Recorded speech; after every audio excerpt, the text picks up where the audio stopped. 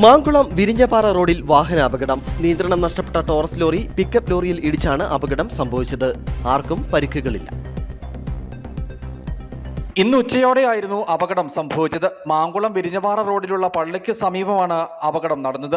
റോഡിൽ ഇറക്കം നിറഞ്ഞ ഭാഗത്ത് വെച്ച് മക്ക കയറ്റി വന്ന ടോറസ് ലോറിയുടെ നിയന്ത്രണം നഷ്ടപ്പെടുകയായിരുന്നു. നിയന്ത്രണം നഷ്ടപ്പെട്ട ലോറി എതിർദിശയിൽ വന്ന പിക്കപ്പ് ലോറിയിൽ ഇടിച്ചു. ഇടിയുടെ ആഘാതത്തിൽ ടോറസ് ലോറിയും പിക്കപ്പ് ലോറിയും മറിഞ്ഞു.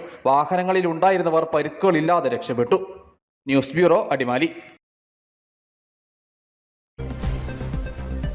മൂന്നാറിലെ ജനവാസ മേഖലയിൽ വീണ്ടും കാട്ടാനയുടെ ആക്രമണം. മാട്ടുപ്പെട്ടി ഫാക്ടറി ഡിവിഷനിൽ ജനവാസ മേഖലയിൽ ഇറങ്ങിയ കാട്ടാനക്കൂട്ടം കാറുകൾക്ക് കേടുപാടുകൾ വരുത്തി. നിർത്തിയിട്ടിരുന്ന കാറുകൾക്കാണ് കേടുപാടുകൾ സംഭവിച്ചത്. കാട്ടാനകൾ ജനവാസ മേഖലയ്ക്ക് സമീപം തന്നെ തമ്പടിച്ചിരിക്കുന്നതായും പ്രദേശവാസികൾ പറയുന്നു. ഇന്ന് പുലർച്ചെയായിരുന്നു മാട്ടുപ്പെട്ടി ഫാക്ടറി ഡിവിഷന് സമീപം കാട്ടാന ആക്രമണമുണ്ടായത്.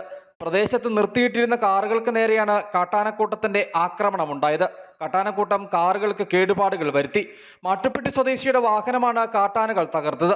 எப்போதும் நாங்கள் இங்கே தான் வந்து வண்டியெல்லாம் போட்டு வீட்டுக்கு போவோம். நைட்டு எப்போதும் நான் டியூட்டி முடிச்சுட்டு வந்துட்டு இங்கே வண்டி போட்டு இருப்பேன்.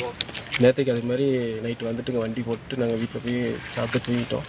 காலையில் எந்திரிச்சு வந்து அப்பா டியூட்டிக்கு போகும்போது தான் பார்க்கும்போது தான் வண்டியோட கண்ணாடியெல்லாம் உடச்சிருந்தது.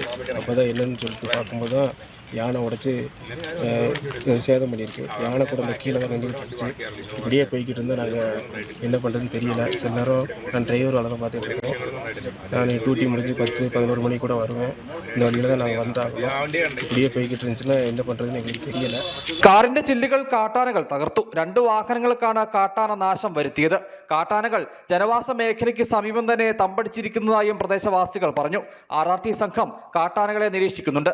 ആനകൾ ജനവാസ മേഖലയിൽ ഇറങ്ങിയിട്ടുള്ളത് ആളുകളിൽ ആശങ്ക വർദ്ധിപ്പിച്ചിട്ടുണ്ട്. കാട്ടുകൊമ്പൻ പടയപ്പയുടെ സാന്നിധ്യം ഈ മേഖലയിൽ ഉണ്ടാകാറുണ്ട്. ഇതിനു പുറമെയാണ് വേറെയും കാട്ടാനകൾ ജനവാസ മേഖലയിൽ ഇറങ്ങിയിട്ടുള്ളത്. News bureau, Adimali.